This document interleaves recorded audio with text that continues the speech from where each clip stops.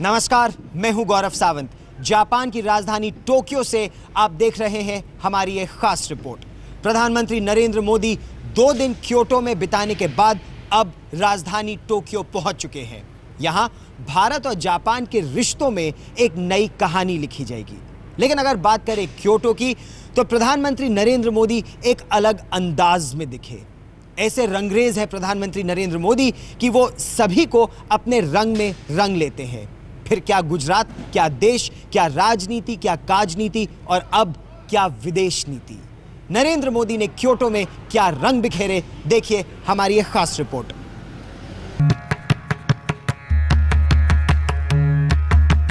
रविवार सुबह जब उगते सूरज के देश में तोजी पैगोडा के शिखर पर सुनहरी धूप उतरी, तो प्रधानमंत्री नरेंद्र मोदी के कदम परिसर में पड़े। जापान के प्रधानमंत्री शिंजो आबे के साथ चेहरे पर मुस्कान लिए भारत के प्रधानमंत्री चहलकदमी करते तोजी मंदिर पहुंचे। मंदिर जाने के मौके पर लिबास का मोदी ने खास ध्यान रखा। सफेद लिबास में वो मंदिर पहुंचे। सिर से पांव तक मोदी सफेद रंग में रंगे दिखे।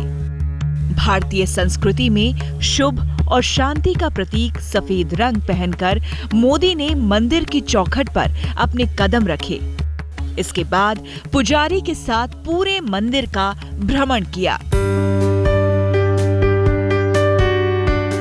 तोजी मंदिर के बाद नरेंद्र मोदी किनकाकुजी मंदिर पहुंचे।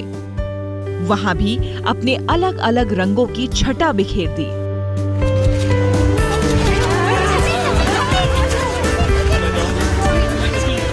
मोदी जरा हटकर है, अलहदा हैं, उनके अंदाज जुदा हैं, रंग ढंग अनोखे हैं। क्योटो की धरती पर मोदी ने अपने अंदाज के 7 रंग बिखेरे। सतरंगी मोदी का पहला रंग है उनकी बिंदास शख्सियत।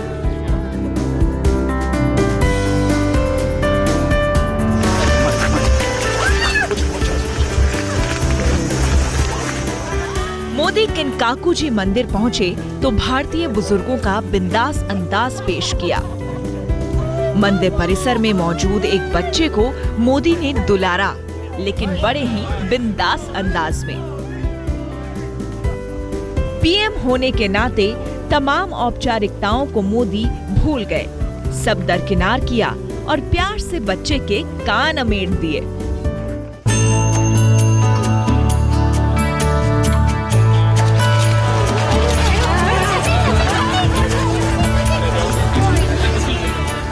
मोदी का दूसरा रंग दिखा उनका स्टारडम। देश का दिल जीतने वाले मोदी ने जापानियों के भी दिल में जगह बना ली। जापानी महिलाओं ने मोदी के साथ बड़ी उत्सुकता से तस्वीर खिंचाई।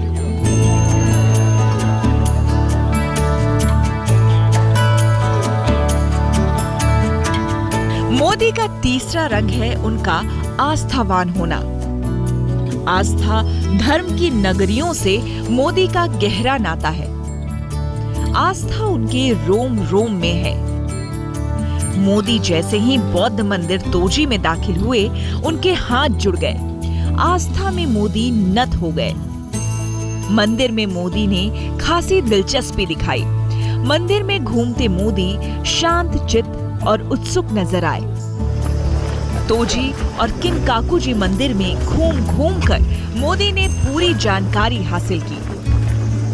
किनकाकुजी मंदिर के पुजारी के साथ पूरे परिसर में चहलकदमी करते हुए पुजारी से बातचीत करते रहे।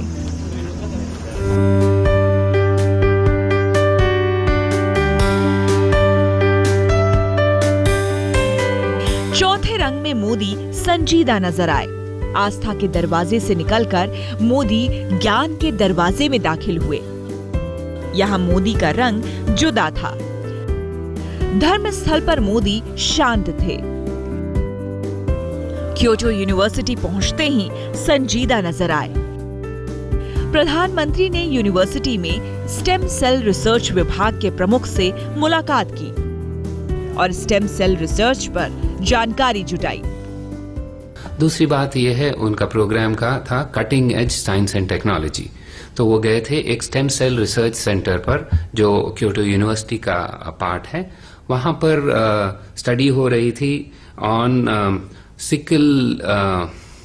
सिकल सेल एनीमिया के बारे में। ये सिकल सेल एनीमिया कुछ भारत के कुछ हिस्सों में ट्राइबल्स को अफेक्ट करता है। तो प्रधानमंत्री ने उनसे काफी देर तक वहाँ उनके डायरेक्टर से बात की। 5वें रन में मोदी दिल जीतने वाले दिखे।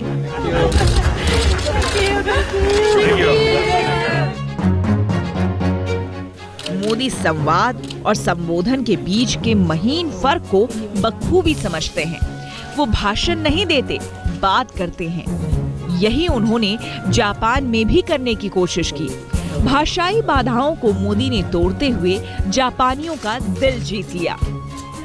बुद्धिस्ट एसोसिएशन के भोज में उन्होंने संवाद के स्तर पर बराबरी कायम की और हिंदी भाषी मोदी जापानी में बोले।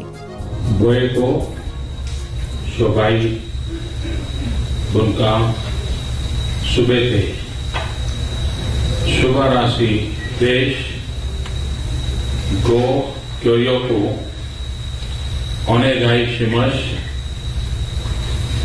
अरिगातो गोजाइमास। दरअसल मोदी की इस बात का मतलब ये था। मैं मानता हूं कि क्योटो और सिर्फ वाराणसी नहीं, लेकिन आज की आप सबके मुलाकात से मुझे लगता है क्योटो और हिंदुस्तान की यूनिवर्सिटी, क्योटो और हिंदुस्तान की इंडस्ट्री, क्योटो एंड हिंदुस्तान के रिसर्च इंस्टीट्यूशंस, इन क्षेत्रों में भी हम मिलकर के बहुत सारी चीजें कर सकते हैं। और मैं समझता हूं कि बहुत ही फ्रूटफुल हमारा भोजन के साथ अनुभव ज्ञानवर्धन का कार्यक्रम रहा। मोदी परंपराओं के दायरे में रहकर आधुनिक दुनिया के साथ कदम ताल करते हैं। उन्होंने जापान पहुंचने पर वहां की परंपरा के हिसाब से मछलियों को चारा खिलाया। सफेद और लाल रंग की इन मछलियों को कोहाकू कहा जाता है। ये धारा को चीरते हुए विपरीत दिशा में तैरती हैं। इसलिए इन्हें बाधाओं को जीतकर उन्नति करने का प्रतीक माना गया है। मोदी ने कामयाबी के लिए इस परंपरा को बखूबी निभाया। अब देखिए मोदी का 7वां और सबसे अहम रंग। राजनीतिक व्यवहार में मोदी का कोई सानी नहीं। 7वां रंग उनके राजनीतिज्ञ होने का है। आस्था के नगर में सांस्कृतिक धरोहरों के बीच मोदी अपना असल मकसद नहीं भूले। उन्होंने क्योटो पहुंचने के पहले ही दिन अपने लोकसभा क्षेत्र के विकास के लिए क्योटो के मेयर और भारत की राजदूत के बीच समझौता करा दिया।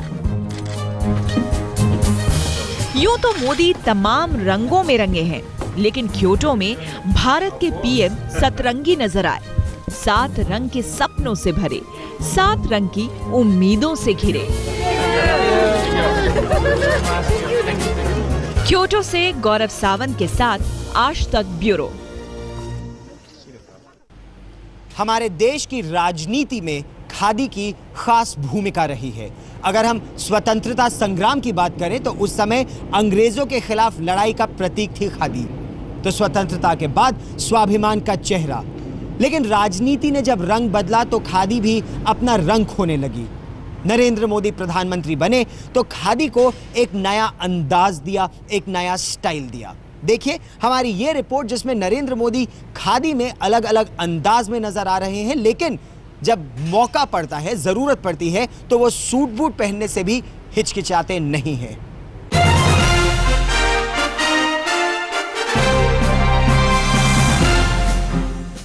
राजनीति की टेढ़े मेढ़े रास्तों पर कूटनीतिक चालें थीं, जोड़ तोड़, यारी दुश्मनी थी, लेकिन फैशन, स्टाइल और चमक दमक की दुनिया से राजनीति अलग थी। मोदी जब से खबरों में है तब से राजनीति के साथ फैशन भी जुड़ गया। राजनीति फैशन की झलकियों का शो होने लगी है और इसके शो स्टॉपर है राजनीति के स्टाइल आइकन नरेंद्र मोदी।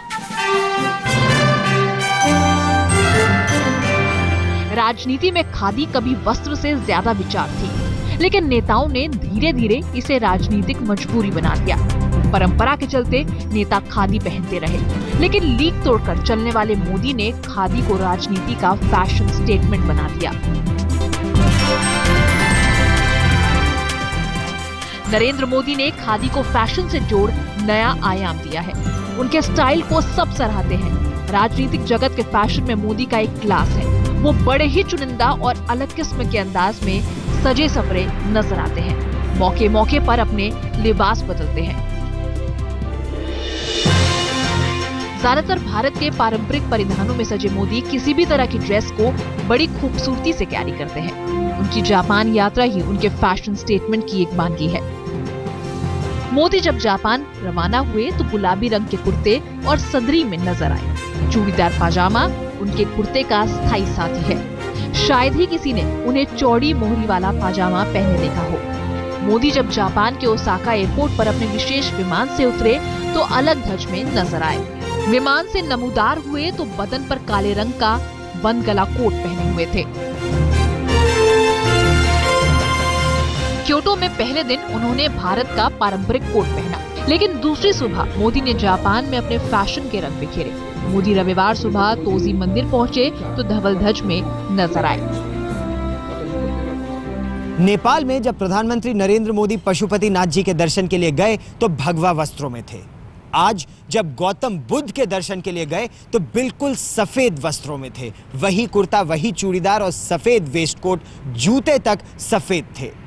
नरेंद्र मोदी जहां जाते हैं बिल्कुल वेश वैसा ही बना लेते हैं और शायद यही एक अंदाज है उनका जो लोगों को उनके प्रति आकर्षित भी करता है। मोदी ने बुद्धिस्ट एसोसिएशन के साथ लंच भी इसी वेशभूषा में किया। मेरी जापान यात्रा में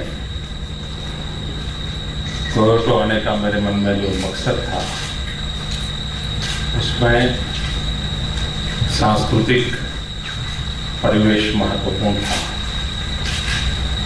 क्योंकि हजारों साल पुरानी नगरी और अनेक संकटों के बावजूद भी उसने अपनी सांस्कृतिक विरासत को बचाए रखा है, बनाए रखा है। लंच के बाद मोदी टोक्यो यूनिवर्सिटी पहुंचे तो अलग लिबास में नजर आए।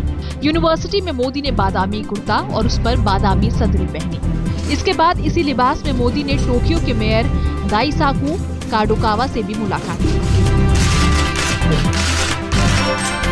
3 अलग अलग रंगों में मोदी ने अपना क्योटो प्रवास पूरा किया।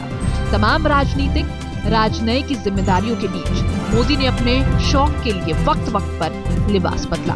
मोदी की खासियत है कि रंगों से परहेज नहीं करते, किसी भी रंग को बखूबी संभाल लेते हैं। क्योटो से मोदी टोक्यो के लिए रवाना हुए और भारत की राजनीति के अगुआ जब टोक्यो में उतरे तो फकीरी के हर रंग में रंगे नजर आए। मोदी भारत की राजनीति के स्टाइल आइकन बन गए हैं। उनके सम्मोहन से न राजनीति अछूती है, न लोग और न ही फैशन जगत वाले। नेताओं के लिए अब तक यह समझा जाता था कि नेता बन गए तो सफेद खादी का कुर्ता और पजामा पहन लिया, लेकिन नरेंद्र मोदी जब प्रधानमंत्री बने तो उन्होंने ये अंदाज भी बदल दिया और ये नियम भी बदल दिया। बिल्कुल स्मार्ट कपड़ों में नरेंद्र मोदी दिखते हैं। उनका जोश और उनकी ऊर्जा उनके कपड़े भी दर्शाते हैं। शायद पंडित जवाहरलाल नेहरू के बाद ये ऐसे पहले प्रधानमंत्री हैं जिनका स्टाइल लोगों को आकर्षित करता है। कैमरामैन कृपाल सिंह के साथ गौरव सावंत, टोक्यो आज तक। प्रधानमंत्री बनने के बाद ये नरेंद्र मोदी की चौथी विदेश यात्रा है। सबसे पहले भूटान गए, एक अलग अंदाज में दिखे। फिर ब्रिक्स समिट के लिए ब्राजील गए तो वहां भारतीय लिबास में बंद गले में उन्होंने दुनिया को लुभाया। पशुपतिनाथ जी के दर्शन के लिए नेपाल गए तो वहां पर एक भक्त के अंदाज में भगवा वस्त्र में दिखे। अब सब लोग ये सोच रहे हैं कि जब अमेरिका जाएंगे तो नरेंद्र मोदी का अंदाज क्या होगा।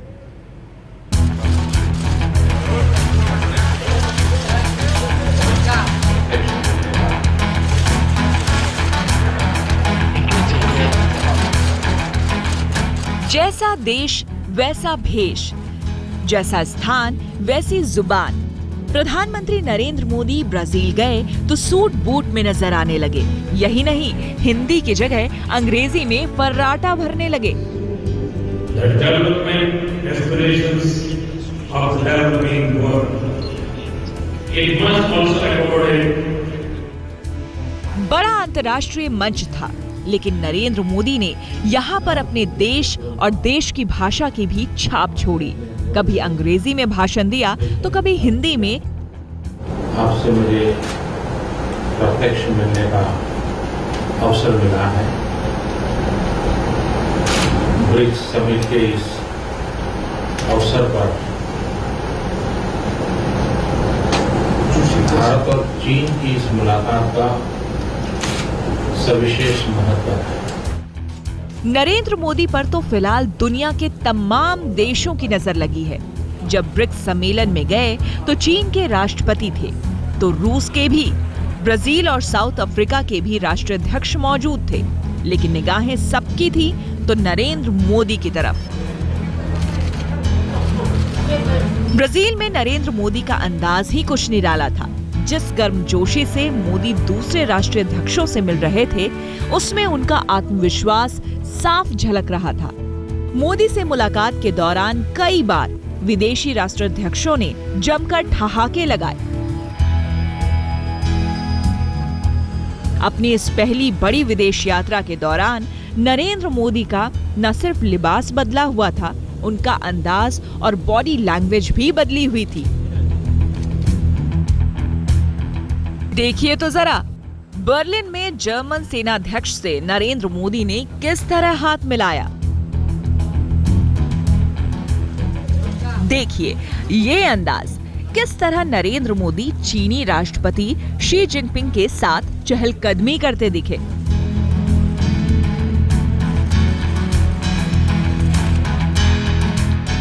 लेकिन ब्राजील और जर्मनी के आगे जब नेपाल पहुंचे तो नेपाली संसद में मोदी का अलग अंदाज था, एक सधे हुए पड़ोसी नेता के रूप में। लेकिन उसके अगले दिन जब पशुपतिनाथ के मंदिर में पहुंचे तो एक साधक वाले अंदाज में।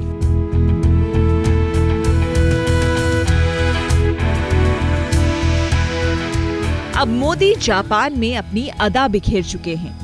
जब वो जापान से लौटेंगे तो सितंबर के आखिर में उनकी मुलाकात अमेरिकी राष्ट्रपति बराक ओबामा से होनी है। नरेंद्र मोदी अपनी स्टाइल को लेकर बहुत सचेत रहते हैं। वो अच्छी तरह जानते थे कि उनकी अमेरिका यात्रा में दुनिया की निगाहें उन्हें ही जांचेंगी, परखेंगी। इसलिए उनकी उस यात्रा पर अभी से सबकी नजरें टिकी हैं। टोक्यो से गौरव सावंत के साथ आज तक ब्यूरो। प्रधानमंत्री बनने के बाद नरेंद्र मोदी के कई अंदाज से रूबरू हुआ हमारा देश।